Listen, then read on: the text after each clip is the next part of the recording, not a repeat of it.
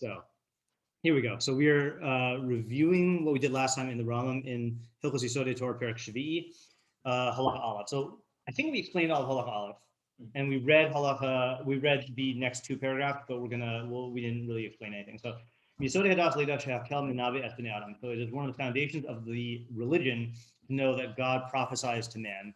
And we said foundations of the religion as opposed to knowledge, because this is necessary for Torah, but it's not. The implication is that you wouldn't be missing anything in terms of your knowledge of reality. I mean, obviously you're missing something, but it's not like your knowledge of science or metaphysics is propped up by something like this, even though it is part of that. Right. Just that implication of the word Yesodei Hadas. Yeah. Yeah. Okay. So to know that God prophesies to man, the ein hanavua chala el achacham gadol b'chachma. Nevuah can only occur to someone who is wise. A wise person who's great in wisdom. Gibor b'midotav literally means mighty in his character traits, which we thought would mean that he is in control of his emotions. But then he goes on and he says, "V'lo yihya yitzro mizgaber alav b'davar ba'olam." His inclination does not overpower him in any worldly matter. Elafu mizgaber b'da'ata al yitzro tamid. Rather, he overpowers his inclination constantly, or he's always in command of his inclinations. Which means that Gibor must mean something else. So what does it mean, Gibor? What's the difference between Gibor b'midosav, and then what's the difference between that and his mind is in control of his emotions at all times?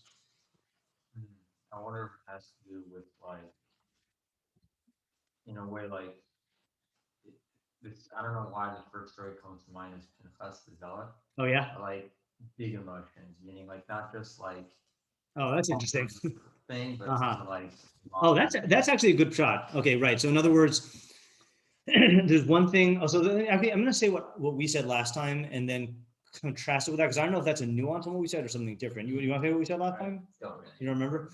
So you don't remember? You don't agree? I didn't hear. Oh, you remember? Okay, fine. So what we said last time is that there's two things: the statement of his mind ruling over his emotions. That's a statement about the relationship between his mind and his emotions.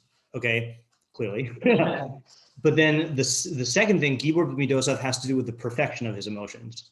And you can have one without the other. Okay, for example, the examples we gave were, let's say you are raised in a very, very generous home where generosity is a thing, and you naturally grow up to be very generous. That doesn't necessarily mean that your mind is in your control of your emotions. It's just that you had a really good upbringing, and like it's like that, you know.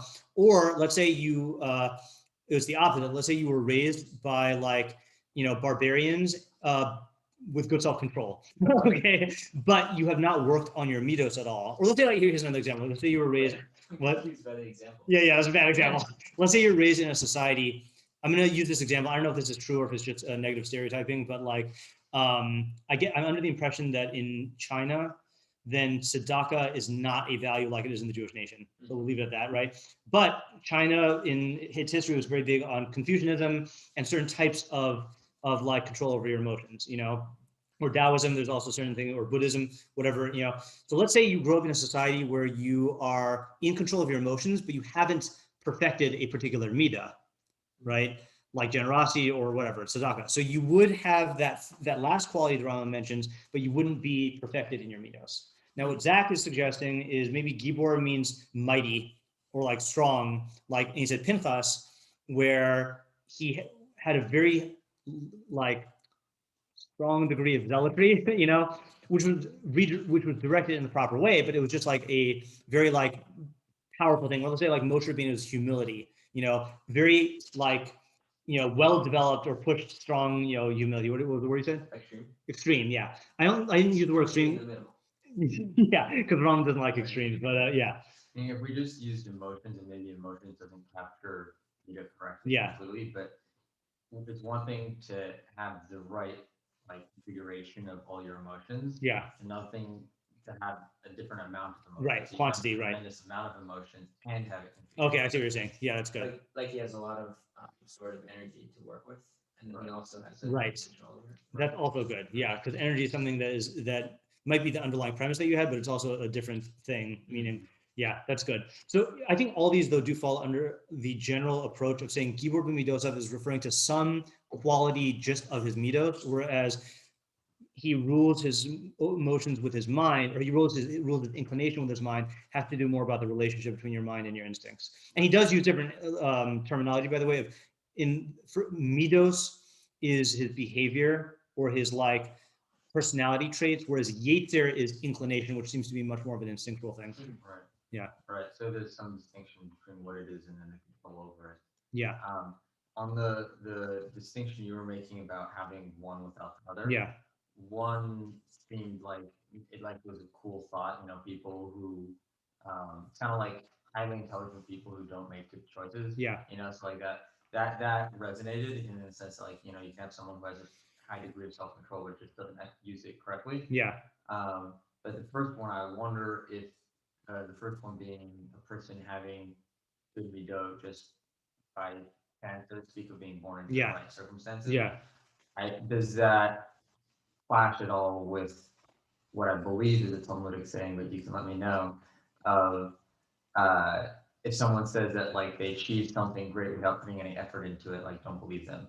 I mean, I don't know what that statement means, but I definitely think it's possible for people to, through nature or nurture, be predisposed to having certain character traits or certain ease to develop those character traits. You know, like if you grow up in a household where people are very short-tempered, chances are you're gonna have a lot hard time controlling your anger. You know, right. But I guess the format I would structure it just follow exactly how you laid out that dimension is.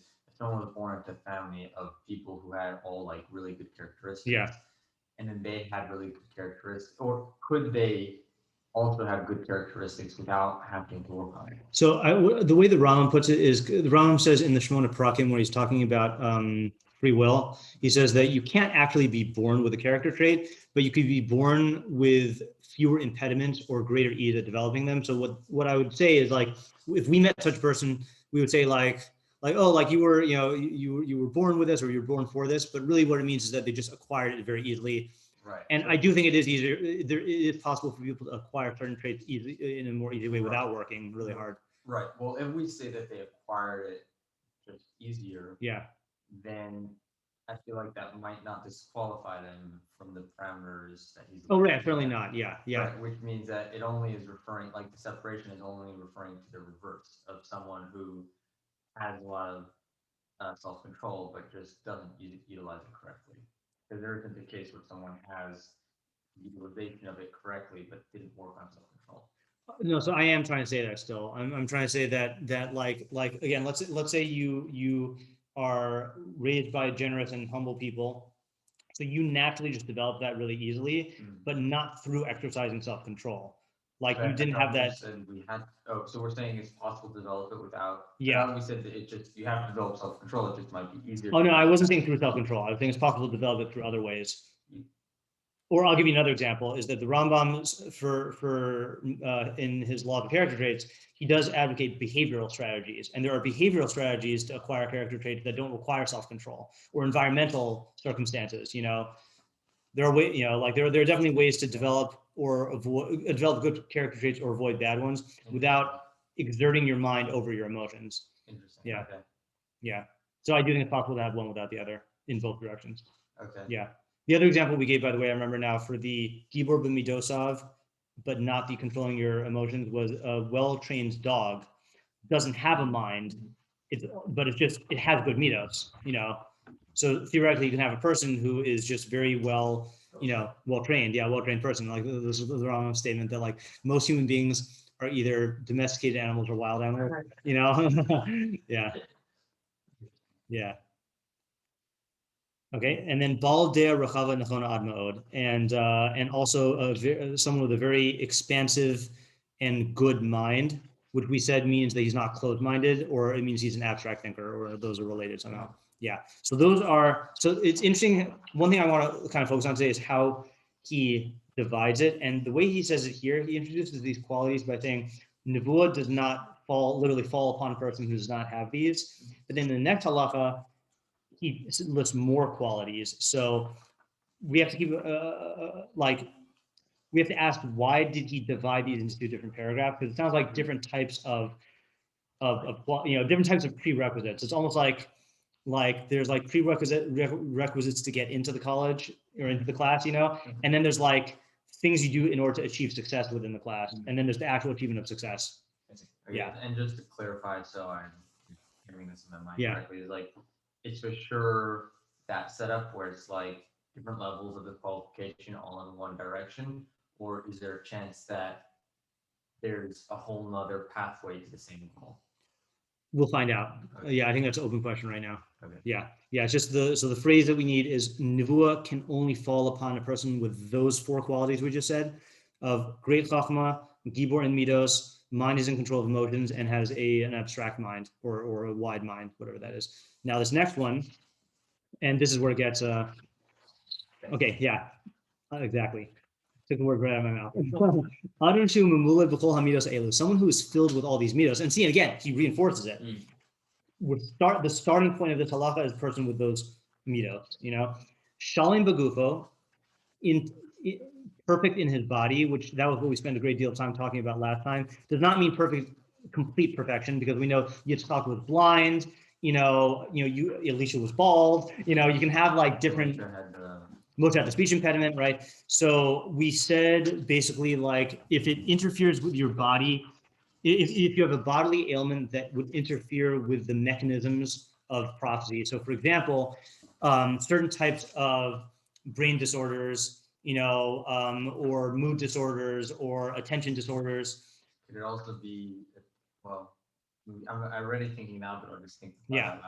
Could it potentially be a type of physical ailment that would sort of contradict one of the previous things you just said? Yeah, that would definitely fall into that. Like for example, when Yaakov lost Yosef and he was depressed for however many years, he couldn't get prophecy. So depression, either that's going to interfere, either that was something that would invalidate the midos thing or invalidate his mind's ability to over. But like anorexia or obesity. Yeah, right. That would definitely be the case as well. Yeah.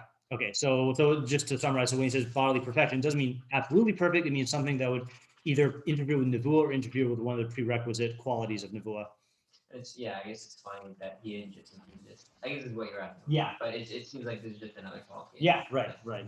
Yeah. The reason why though I was thinking a little bit not on the point I was saying is because if it's just meaning the focus, if it was just the focus on not interfering with what he said before, then it's not really anything new. It's just like, in case you were sure if I was serious, I am serious.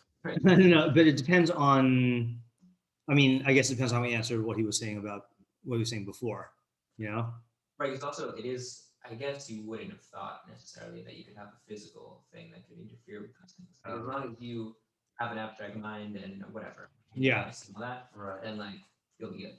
Right. And like have control of your midos, or like if you then have like a chemical imbalance, like maybe that wouldn't matter. Right. Yeah. Right. And maybe another way of saying it is that he's giving a definition of that framework. He was giving an idea, which at what point do you consider something in or out of your control? But if it now impedes your physical body, then clearly. Let's see the full list, because I think we we could stop after each one and abstract about the whole category, or we could see all of them and then try it. Yeah, it is a working definition, but is it an efficient definition? Is it efficient work? Okay, kashi kanes lepardes, when he enters into pardes, and pardes is code word for the deepest areas of physics and metaphysics, which you need a certain qualification in order to be able to learn. Which we talked about earlier, and he is drawn into those lofty and abstruse matters. And his mind is firm or set or good to understand and grasp. Now, I forgot if I raised this point last time. What is he getting at when he says that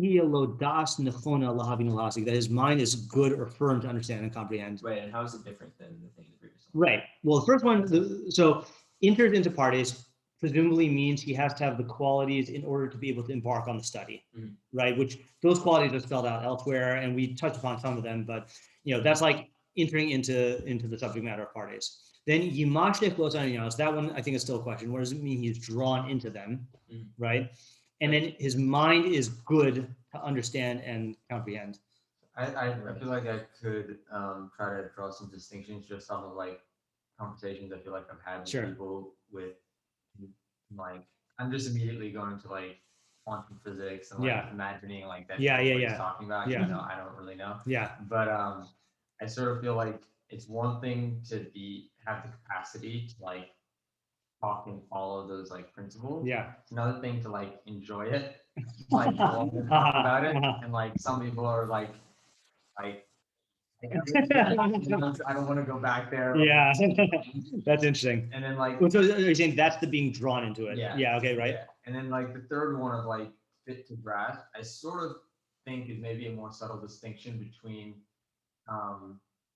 like almost like a layer of understanding or like or the amount of effort it takes to understand it. So it's like a person might be able to get a degree in like quantum physics and they could like tell you principles, Yeah. but they might not fully understand like from their own perspective what those principles are. Like, they Right. can tell you them and they can like discuss them to a degree, Yeah. but they don't have their own personal understanding Okay. of those things. I hear that. Yeah. And just to differentiate that from going into the part of it, Yeah. it could be that's just saying like this is actually just an action you have to do is delve into these areas. Yeah. It's not saying like anything about the person and his abilities or whatever. It's just saying he has to be able to, he has to do this. Yeah. I mean, entering in is one thing. Yeah. And then actually achieving or accomplishing the understanding is another thing. Yeah. So I think my understanding is more along your lines, but again, we'll see, because maybe we'll flesh out what you're saying also. Is we read earlier in the year that not everyone who goes into parties comes out intact, and that's the famous story of the four Tanaim: Rabbi Akiva, Ben Zoma, Ben Azai, and Elisha ben Avuya. So the four of them went in, and they were presumably qualified, and they were drawn into it, you know. And that's where the problem started. And okay, I always forget this. So Elisha ben Avuya became a heretic, right? Ben Azai died. This is all where I always forget. No, Ben Azai went crazy, and Ben Zoma died, I think. Okay. It could be I'm wrong. Yeah, I always forget that. Wait, and then Rabbi Akiva went out, like went in and understood. Navi, but he just. Yeah, this is not even Nabuya. This is just going into parties. But so what I'm saying is going into parties is one thing. They were all qualified to do that. Being drawn into it, presumably they were also drawn into, but then keeping a firm mind that understood and comprehended, only Rabbi Akiva was able to do that. The other ones weren't, you know. And the way we explained it, it is, yeah. Yeah, it is cautionary. The way we said it when we explained it based on the Rashbat on the Haggadah was so the heresy part is correct. Like you know, you can arrive at false conclusions if you're studying the fundamentals. If you arrive at a false idea about God or a false idea about like epistemology, you know, that could like completely like, you know, destroy you. And then or sorry, it could give you a false idea. And then the going crazy was not literally he went psychotic. The going crazy was the problem with these areas, and this is kind of alluding to what you said about quantum. The problem with these areas is that they're on the periphery of the human mind, and you need to use your imagination, like all areas of science. But the problem is when your imagination is the substitute for actual concepts. Like you think you're thinking, but you're actually imagining. You know, or like sometimes you hear a criticism of physicists that they've gone past physics and into science fiction, like, and you know, and it's very, very hard sometimes to tell like the difference, you know. So that's the Ben Azai or whoever it was who went crazy. It's not that he went like clinically, you know, clinical like condition, schizophrenia or something, or psychosis. It's that he messed up the relationship between his imagination and his mind. And then the Ben Zoma dying thing, the way the Rashbat explained it, is not like he dropped dead. Like you discover the idea and you drop dead. It's that it stunted his development. Is that his mind did not continue developing, and he basically the way he's learning is he lived out the rest of his life without developing. So it's as if he died then. Yeah. It's so interesting because I was actually thinking of like when you're talking about the person who's crazy, I was thinking of a explanation for that maybe it's better to dying. Sure. But like, I feel like sometimes you'll meet a person who is very intelligent, and then like you discuss ideas with them, and no matter what, they're always come to one question that they had, and they'll refuse to go beyond it. Right, that's possible also. Yeah, and like I feel like if you have enough of a stable structure, you can keep your structure with gaps and like continue building. Yeah. And, like, at some point in life, like come back. Yeah. And some people like stop at that question and they refuse to go past. Right.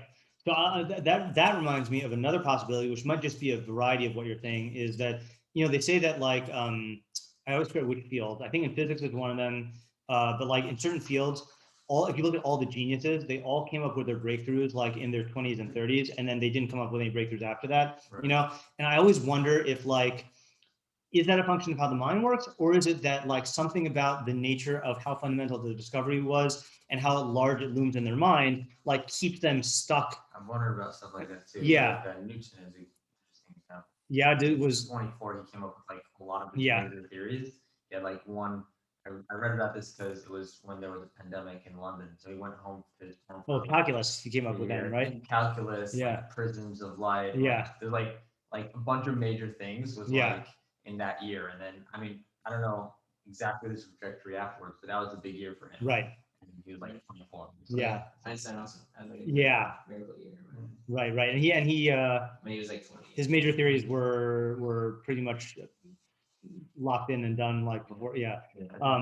Yeah, and you see also, I don't know if I can make this analogy or if I'm just using my imagination, but like you see that this is a problem also with artists, like creative artists, that some of them are able to continue revolutionizing and reinventing themselves throughout their entire career, and some of them just basically get stuck, and like they might get better within what they did, but like there's a settling into your big like discovery like that, that could be that the greatness that they achieved can become like a quagmire that will come in, And I sort of feel like it's part of, it's like, I think that's part of what like in the modern world is like extremely depressing for like early success people, especially in the art world. And like it creates a big like emotional hurdle for them in life. But I wonder if it's related to, and I don't know how, but I wonder if it's related to not having, like if you're not around people who've succeeded more than you, and you've done the greatest success, and you're only point, like it's hard to keep on pushing yourself past that when everybody else is already below. Yeah, and that could be the similar thing to these physicists that, I mean, again, this is speculative, right? When you create the paradigm that becomes the paradigm of all physics, then it could be hard to see past that. Whereas, let's say when Einstein was on his way up, he was working with the Newton's paradigm that had problems with it, and like breaking through. But to break through your own paradigm is hard to get that into perspective. Yeah, it's lonely. I had a similar thought about like just leadership in general. Yeah, like when you're not the leader, but you're like tier below the leader. Yeah, all you have to do is like improve upon what the leader is doing. Yeah, you can always gain recognition for that. Yeah, once you're the leader, like the baseline is yourself, so it's really hard to like keep on having that level of like. Yeah, that's a good, interesting perspective. I think we are though sticking with this idea that you get into part 8 and you're drawn into it. I'm still not exactly sure what that is, but then the idea is that your mind actually has to achieve like success within that. I mean, you have to actually understand and grasp. And there are ways you could go wrong. You get in, but you can't get out successfully like Rabbi Akiva did. And I'm not thinking this is referring directly to those 4, but you have to actually gain the knowledge there. Okay. And he must continue to sanctify himself, which if you see the footnote guy there on the left, munach rav mashma'i purish mitzorche hatashmish. So he learned that means a certain like sexual kedusha. Like Moshe Rabbeinu had to. Well, Moshe Rabbeinu is the ultimate example, but he had to like separate from his wife. But like all the other Nevi'im, at Sinai, the Jews had to like be separate from their wives for 3 days before they got the revelation. So I don't think it means specifically that, but it means like a higher level of kedusha, of transcending your the animal part of your nature, which clearly it does not mean in a particular sense. Like it doesn't mean be able to control your emotions in the moment, because we already said that earlier. This is like, achieving a level, or let's say another, Moshe being a level where he didn't need to eat for 40 days. I mean, again, that's extreme. Is this not like the specific halakhic sense of like a Navi needs to do that? Or? No, I don't think that. I think this is beyond that, because we're already also presuming, I think that this is already in line with halacha, and this is going beyond further than that. Here's another example: is The being sustained on the carobs. Who was that?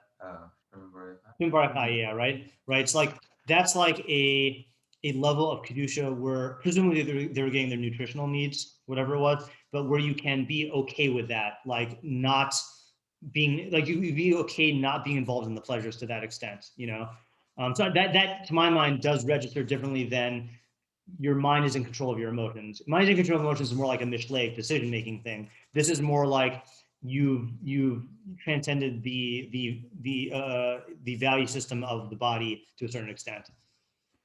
Okay, then Porsche midarche klal ha'am ha'holchim b'machashake hazman. That one's hard to understand. He separates from the ways of the people or the nation who walk in the darknesses of the times. So the reason why I have a hard time understanding this is you would think that would occur at a much earlier spot. Like in Halacha Aleph, person who is a great chacham and gibor in their midot and their mind is in control of their emotions and their mind is abstract, hasn't that guy already like separated from the ways of the people? I wonder though if this is talking about types of knowledge almost, meaning like I don't know if anything said before talks about not like. Meaning, like, there's a lot of good ideas from other people's emotions, and maybe this is talking about, like, even including something that's an okay idea. It's just not, that his framework can stand independent of those ideas. So the reason why I question that is I feel like the ideas part is kind of already covered in the pardes thing that we went through, and also walking in the darknesses of the times to me. And separating from the ways of the people sounds to be like relationship or behavior like interactions with them, Well, I mean, you could have like a perfect Mishlei tzaddik who is involved in like the political goings on. That's true also. That's a good point. Like Mordecai. Yeah.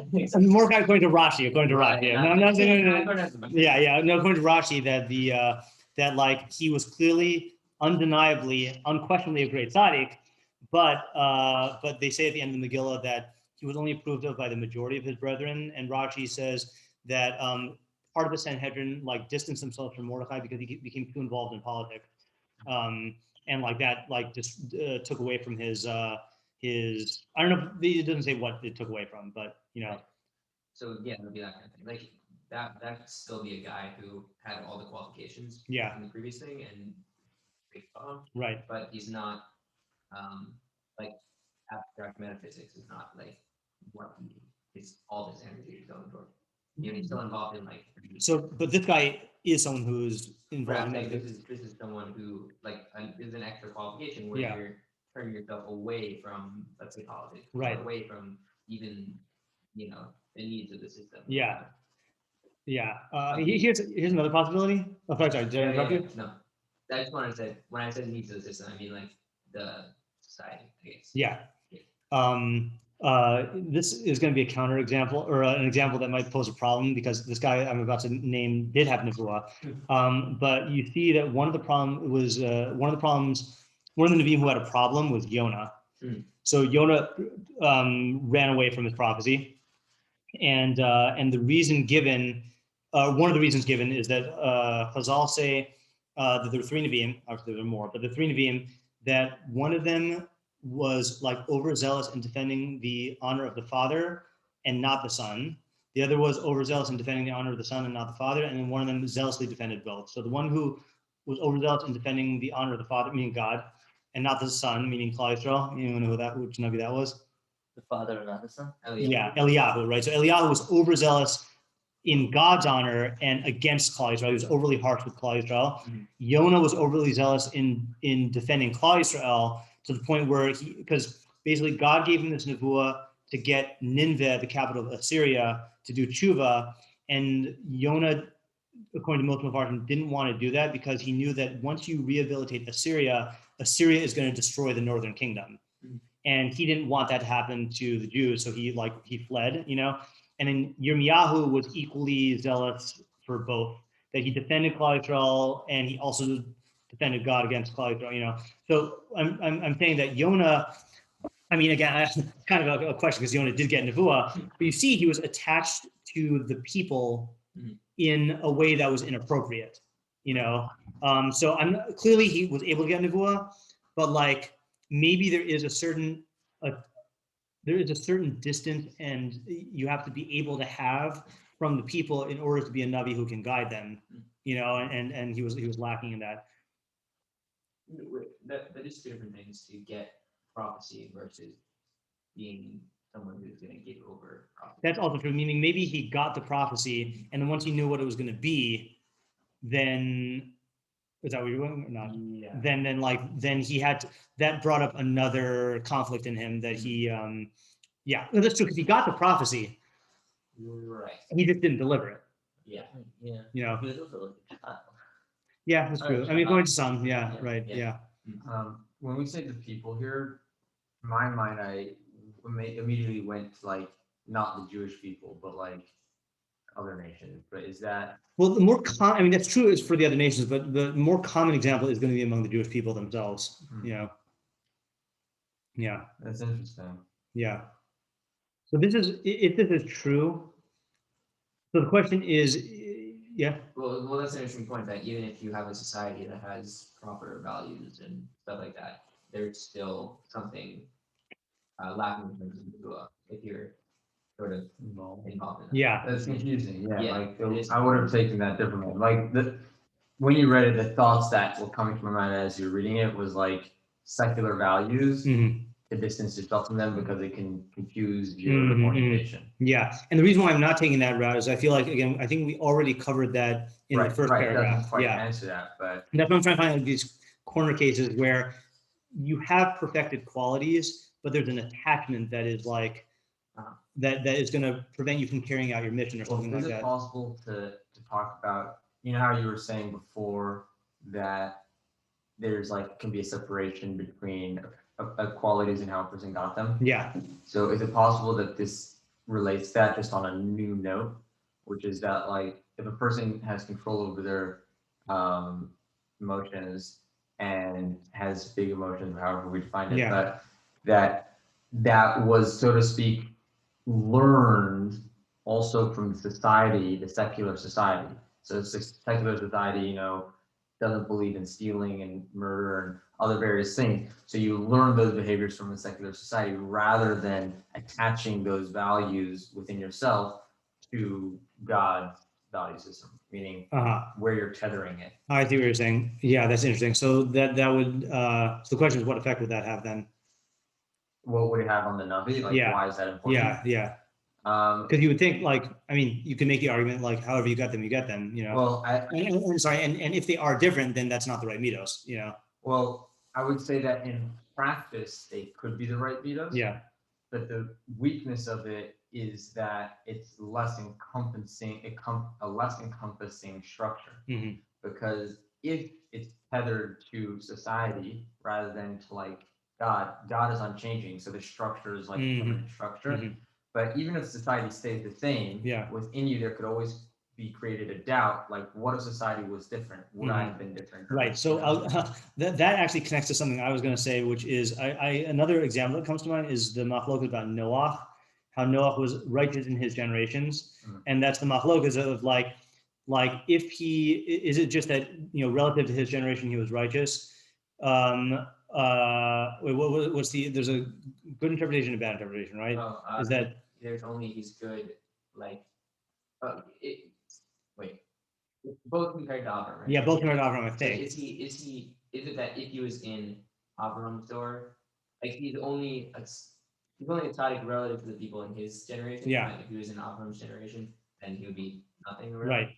Or is it that he's a tzaddik even in his generation when everyone is bad? Mm-hmm. If he was in Avram's generation, he would be even better. So that second one would seem to indicate that he was somehow limited by his society, right? Right. So no one's denying that he was a tzaddik, but because he was in a society of Rishaim and not in a society where he had like an Avram Avinu as a companion, then like that like put a cap on how far you could get, Right. So that's another thing that would work, that would fit all the qualities from before, but you could see that this would still be, you would see a person who does everything on the checklist and then gets to this point, it's like, whoops, I'm too limited by my society, or I'm too attached to my society, or something like that, and like, but it's not a contradiction to anything from above. Well, he's not. It's funny because he's not. The Rambam's not saying you have to from a certainty. Like that, you're saying you should separate from. Yeah, you have to have the detachment from that society. Yeah. Like Noah could have separated, he would have been better. He wasn't enough. Yeah, it wasn't enough. Right. Right. That's interesting. Yeah. I mean, it's funny that the examples that we have are like examples from Naviim. Yeah. That's true. Yeah. All right. Fine. Sorry, just side note. Yeah. Does this apply to not Jewish? Yeah. Like Bilam also fit these? Bilam, the weird exception about whether what he got was nevuah, but this would apply to the avos who weren't Jewish. And Yeah, I mean, I was like considering them within like the Jewish framework, but like, is there any other not Jewish? I mean, according to the Rambam, they weren't Jewish, so. Okay. Yeah. But is there any prophet besides Bilam? There, not that I know of. I mean, there theoretically could have been. There's nothing like preventing that. And that was one of the points we went through in the Rambam last time, is that he holds it's like a human phenomenon, not a Jewish phenomenon. Right. So, okay. So then according to that, then non-Jewish prophets would have to fit into this. Yeah. Bilam may or may not be. Right. Yeah. Like there's weird stuff with Bilam's prophecy and also his character in terms of the sense of like certain things about when you learn about Bilam, then like doesn't seem like a person like that could get nevuah. And then like the way that the Torah expresses the type of nevuah he got, and like, I don't know. Bilam is I have a mental block when it comes to Parshas Balak. Yeah, it's a thing. Jesse Fishbein and I used to teach Bamidbar together. So I would teach like honors and she would teach non-honors and vice versa. And that's her favorite parsha in Bamidbar, and I can't get into it. I just have never gotten into it. I try and I can't get into it, but I'm aware of those issues. So yeah, so talk to her. Okay. The V'holech u'mazares atzmo u'melamed nafsho shelo tihye lo machshava klal be'echad midvarim betelim v'lo mehavle hazman v'tak v'lotzav. So he has to continue or go and literally mazares atzmo, arouse himself or stimulate himself or motivate himself, u'melamed nafsho, and train himself shelo tihye lo machshava klal, not to have any thought at all be'echad midvarim betelim, in any like idle or unimportant matter, and nothing in the vanities of the world and its strategies. That sounds like a focus issue, like that he has to not let his mind. Oh, that's Ella rather. I think it's one quality. Ella datu hamid pnuya lamala. His mind is constantly, literally freed or emptied upwards. Okay, pnuya is either free or emptied. Shura tafatikite, hide under the throne of glory, lahavin be'osan hatsuros hakadoshos hatorot, to understand those holy and pure forms. That's referring to like the laws of nature. Mistakel b'chachmaso shel HaKadosh Baruch Hu, and to contemplate the wisdom of God. Mitzura rishona ad tabor arts, from like the greatest example of it to the smallest example. V'yodeh mehen gadlo, and to know from them God's greatness. I think that's all one quality, meaning instead of your mind being drawn at all into like these worldly things, like any thought even, you have to be, all your energy and mental energy has to be directed towards like contemplation of physics and metaphysics and recognizing the greatness of God. And once you get that, miyad ruach hakodesh shor alav, then immediately you get the spirit of prophecy. Easy. Yep, easy. Let's try. Tonight. 8 o'clock. Yeah. Yeah. So that one I think also, I mean, even though he uses a lot of words on it, maybe because he uses a lot of words on it, I feel like that one's also easy to understand. It's just like it's not enough to be qualified in understanding these areas, is constant thought about them is how you get the how you make yourself ready for the spirit of prophecy. Interesting. Sorry, I just wonder if there's a historical correlation now because of the amount of shepherds in Jewish history that can prophesy. Yeah. Like they're like not with people. That's true. Much easier to do. Yeah. Easier. It doesn't say you have to separate from sheep. People who are sheep though. Yeah. What made you say that the Euros and Hilchos and Taros are the positive? So I didn't want to use the word forms. Yeah. Okay. But I mean, essentially that's what they are. Okay. Yeah. Yeah, I mean, angels, whatever you want to call them. Okay. Yeah. I did want to say though also that I think this is it's reflected in here in that last phrase, Yodeh mehen godlo, to know from them God's greatness. That answers a commonly asked question, which is asked in different ways, which is like, if the Rambam holds that you need science in order to get nevuah, none of our Nevi'im, presumably, with the possible exception of Moshe Rabbeinu, knew science. Like their science wasn't a thing. It was very underdeveloped, and so like what does it mean? Like how could they get nevuah if they didn't have accurate science? Well, what's the exact question? Mistafel b'chachmaso shel HaKadosh Baruch Hu kula. He has to gaze in his mind's eye at the wisdom of HaKadosh Baruch Hu in its entirety, from the greatest to the smallest aspect of the universe. V'yodea mehen godlo, and to know from them God's greatness. How is it connected to science? Well, it's connected to science because it's saying the wisdom of God in the universe, which is what we call science. Right. But just because they didn't have like the science they have like now, is that your question? Yeah. I mean, maybe it could just mean the desire to learn, or the desire to understand it by looking at nature, looking at. I think it's that, but I think it's something slightly more than just the desire. Right, because he does say you have to have. So, or maybe the willingness to understand that, Sure. I mean, I feel like science is like kind of centered around a certain framework of like observing nature, analyzing and thinking about it, and coming to some sort of conclusion. Yeah. And I feel like they certainly were limited to some of the things we have. Like they didn't have certain telescopes and microscopes and other or scientific method, but like those sort of things that like they just couldn't do, but that didn't prevent them from doing that core function of science. Exactly. And like just one random example is like the water cycle. Like they could observe that. They could observe other things in nature and phenomena and like come to understanding like God created amazing systems. Right, exactly. So I think that is the answer, is that exactly like you said, like it is using your mind to see the underlying principles of nature, and like that is going to change from generation to generation. But that the essence of what science is, of chachma is grasping with your mind the lawfulness and the harmony in the systems of the universe, and then recognizing the greatness of the creator who created them. The unfortunate / fortunate thing is, like, practically speaking, it takes a lot more knowledge to become a Navi now than it would back then, because there's just simply a lot more to know. We don't have That's funny. Yeah. It's guys, stop learning science. We're gonna really have to. The dark ages are going so well. Yeah. Yeah. So. Well, that. How many times has that been said? Maybe I feel like people in the church probably said that. Comprise is great, best century ever. Would it be easier? Well, theoretically, it would be easier in the sense that the greater success we achieve, let's say in physics, the more we're reducing the fundamental, understanding of the universe to more and more simpler and more elegant concepts, right? But the problem is there's just a greater awareness of how much there is to know now. And when he says "Miturishon at chavurah aretz," like let's say, like, take any species, we know so much more about that species. Yeah, exactly. Wait, we don't know anything about wolves, but we know so much more about like, oh yeah, wow, that just plays everything. We there's just so much we know how much we don't know. We know so much we don't know, right? Like Aristotle could literally think that I've written a book, everything about like every animal, like, and he can think that, but now we just know that that's naive. Wait, so why is it it's the thinking that you know everything, which gets you to do it?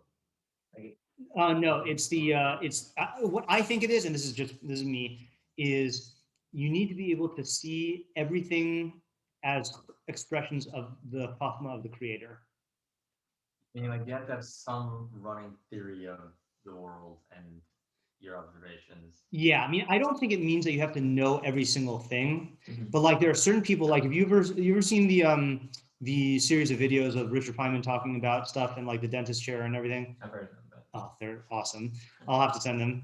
But like a mind like that looks at anything and like is immediately drawn into a recognition of their principles of chachma here, and his mind is seeking like this underlying harmony and stuff like that. I think you need to get to the point where where you I think you do need like a theory, you know, or underlying approach to the world, but then you're seeing everywhere you turn there's chachma of Hashem, you know.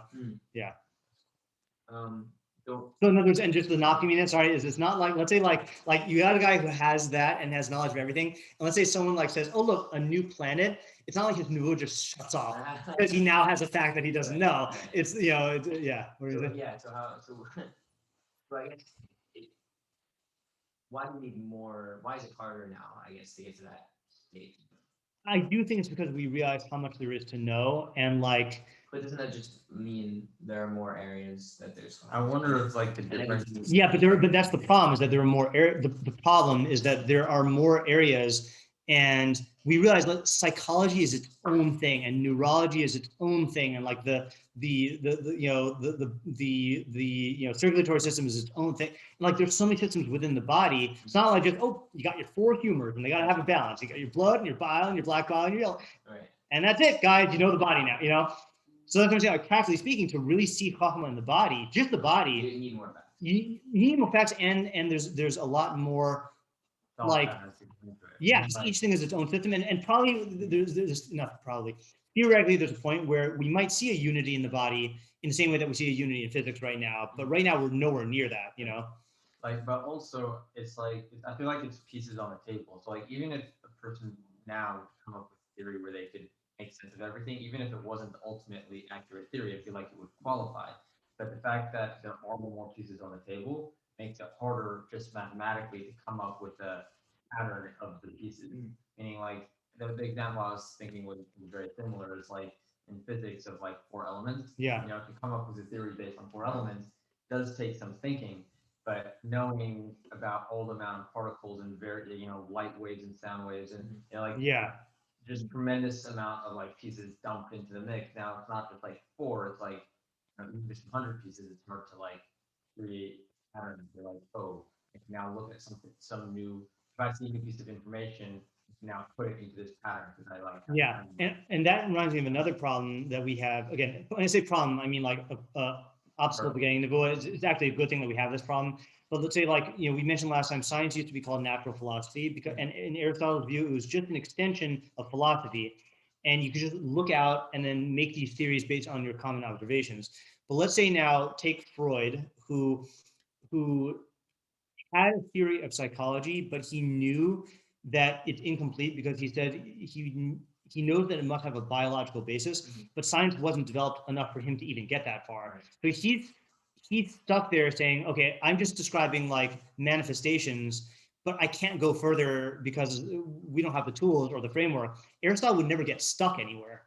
Aristotle never once stopped and said, guys, I've gone as far as I can go. You know, it's just whatever my mind sees, I'm going to theorize about, you know? Yeah. I'm saying it's objectively bad what he's doing and good where we're at, but it objectively makes it like we're aware that there are more limitations on our.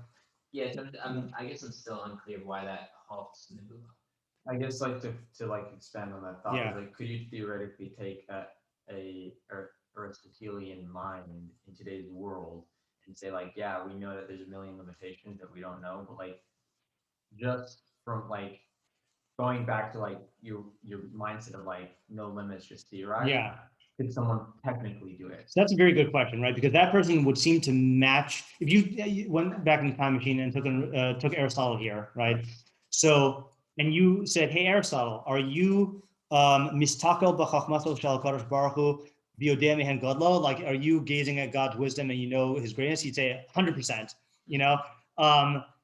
The reason why I was saying that it would be, I mean, you have to teach him the thumbs up, you know, yeah, that's also true. The reason why I was saying that it would be harder now is I feel like anyone who is aware of where science is just going to realize that there are tons of just dark areas where you can't say like, I'm seeing God's wisdom from this, because until you learn the area, you know? And that's why I'm saying like, and maybe this is where my like amusing example of showing the guy planet really would be true. Like if you sat Aristotle down and explained him in modern Greek, you know, you just showed him like how everything he had was wrong. he will, I mean, I assume he will say like, okay, I got to start at square one, and then he wouldn't be able to get nevuah, you know?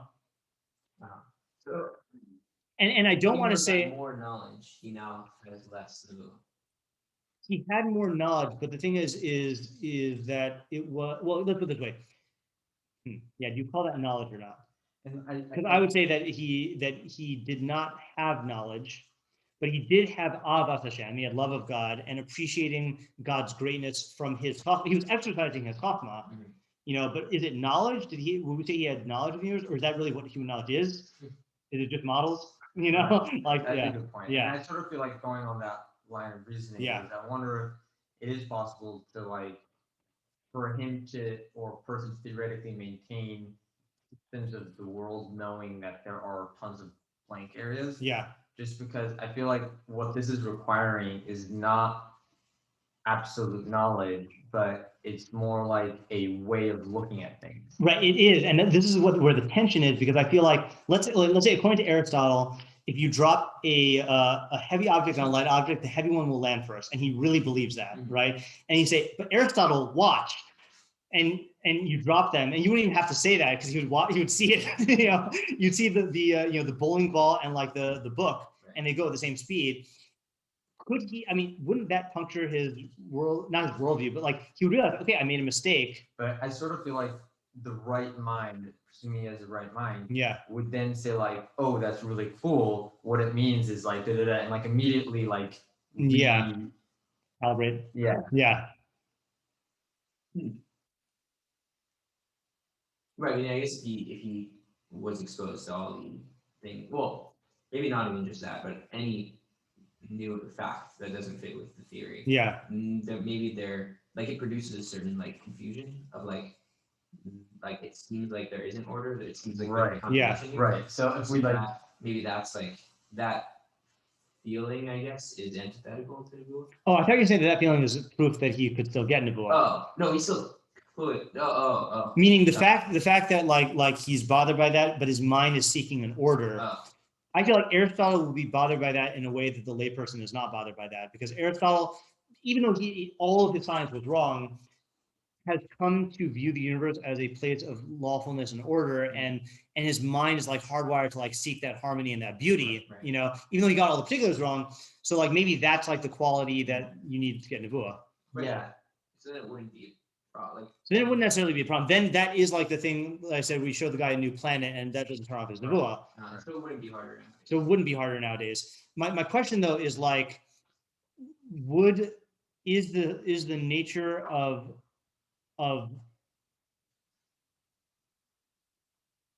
chachma, I don't want to say that. What?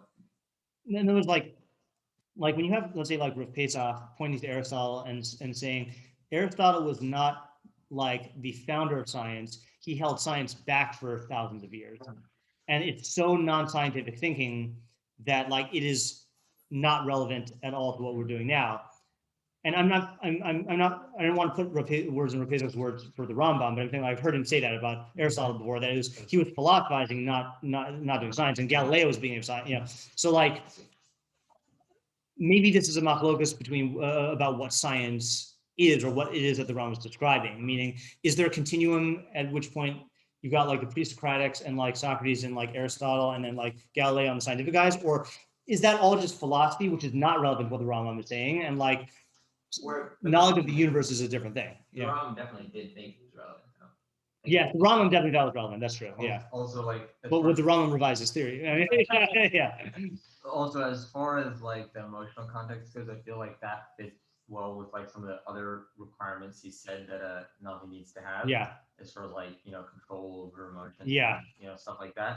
And so I sort of feel like if a person has a working theory, and then you show them too much of like evidence against their theory all at once, yeah, like a million like disproof, if they fall apart and like, oh, where's the order in the world? Yeah. But, like they missed out on the emotional security. Yeah. And if they're like, oh my God, this is amazing, like now I can yeah, right. Then it's like right. And that's kind of what I was getting at before, that Aristotle would definitely, I feel like, have that. Right. You know, not that I know him very well, but like I feel like just person who literally wrote about everything and invented subject matter, like to classify everything. I feel like we would expect him to do that, which would mean that he does have an underlying appreciation of God's chachma in the universe. that you can show him that everything he knows is false, but his appreciation for God's thought from the universe will cause him to have an Ava Hashem reaction to like, More. to showing him that he doesn't know stuff. Yeah. You know, like that's what Newton was saying when he says, I feel like a little boy on the shores of the sea picking up a more beautiful shell here and there while the whole ocean of truth lies undiscovered before me.